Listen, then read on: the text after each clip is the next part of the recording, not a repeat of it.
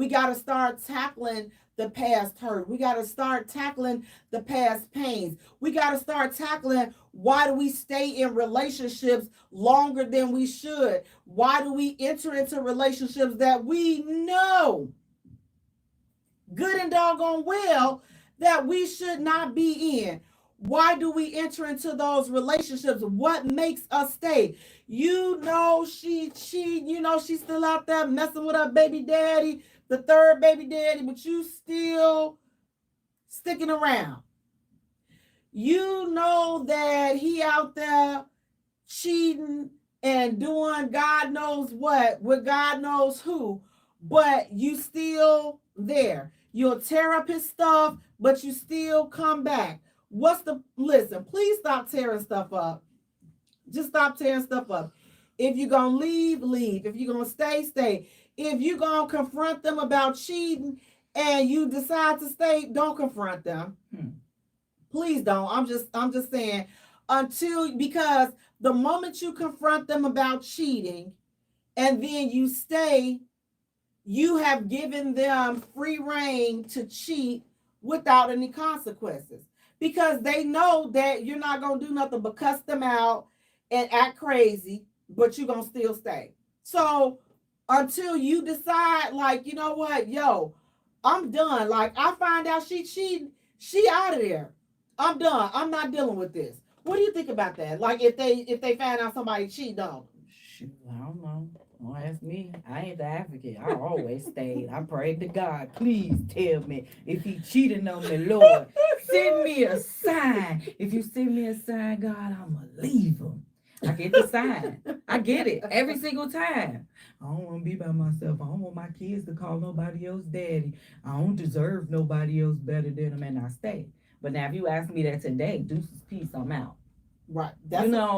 It's different when you young and you dumb and you just feel like love is everything. You don't understand that love is a four-letter word. It's an emotion. It's not your heart pumps blood and all these other things. It's an emotion like any other emotion.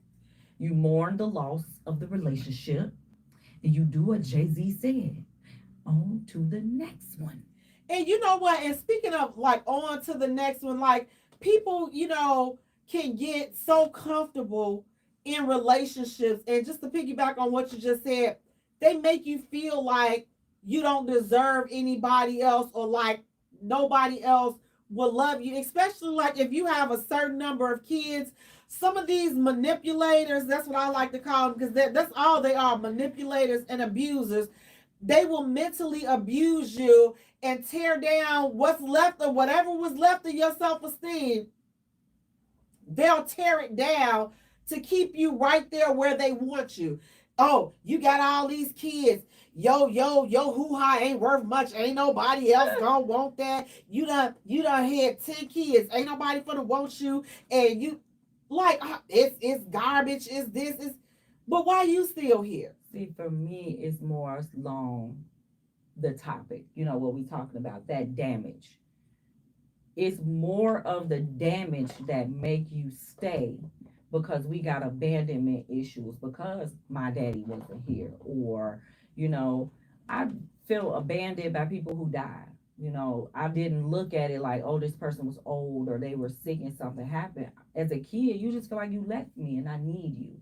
So when you deal with all of that damage stuff, a lot of that, which we don't understand till we get older and we talk to somebody in the white jacket, that you're staying in these relationships because of some trauma or damage from when you was little. Well, I don't want my kids calling nobody else daddy because I had to call somebody else daddy. I'm just gonna endure what I gotta endure. It'll get better, or even I thought about this like, women excuse me, y'all, women always step up to the plate. It's like I take that back. Some women go ahead and step up to the plate and said, I had this child, I have to be the parent, I have to be the adult. And we gotta wait for the boys to catch up to us. And they normally, I feel like, don't catch up all the time. So you stay, he gonna catch up. Going out there and playing them streets, just don't bring nothing home. We young and we trying to figure it out. But then all I'm doing is molding you into being a piece of crap. I'm molding you into thinking that what your behavior is okay because I'm closing my eyes. I'm acting like I don't see it. I'm acting like I don't see you come in the house and take a shower, or I don't smell you, you know?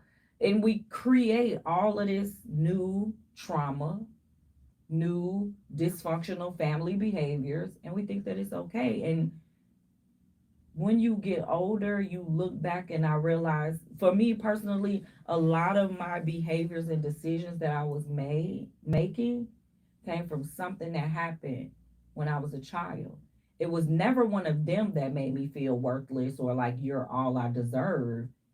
It was something with childhood that made me feel like I'm here. Now, having kids ain't got nothing to do with nobody. I like that thing, and you know what I'm saying? I just got pregnant on birth control pills. I got pregnant on Depo. Say what y'all want to say. Now, I got pregnant.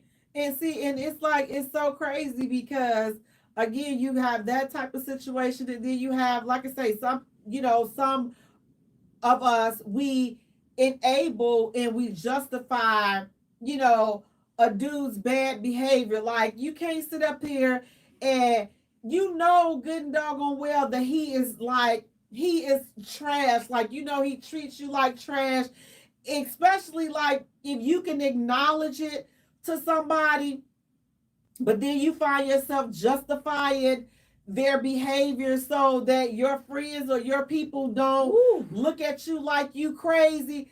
Well, they not always P9s. like that. They just, they good underneath all of that. She just been hurt a lot. He been hurt a lot. Just because you've been hurt a lot don't give you the right to hurt me and to walk all over me. Right. And that's the gist of this for tonight. Don't let your past keep you in unhealthy relationships and unhealthy situations. You got to know when to say when that relationship, when you feel like, man, you get to the point where you feel like giving up. Why do you feel like giving up on life? Because of what this person is mentally saying and mentally doing to you. Why don't you give up on that relationship? Why don't you give up on that individual? Ooh. And see how different you feel? But we can't, a lot of times we can't give up on it because we've seen people in our family stay in these toxic situations. So we've been taught you don't turn your back on your family. Well, no, this your family. You don't know, but let me tell you, I'm here to tell you today. You better find your peace. Yeah, you better. Whether it's whether it's by yourself, because baby, let me tell you, I will leave a big mansion and go live in a 1-bedroom shack for my peace. For my peace, to make sure I'm okay and my kids are okay. I will live by myself. But and let me say this. That's not an easy move to make. No, it's not. I will never sit up here and say, oh, you just get up and leave and you got, no. You got to plan that move. But you got to do it for you. You got to know at one point, you got to be able to look yourself in the mirror and look at yourself and say, you know what? If you like what's looking back at you and you're happy with that, that's a good place to be. But if you can't look yourself in the eye, in the mirror, and you can't look at you and say, you know what, man,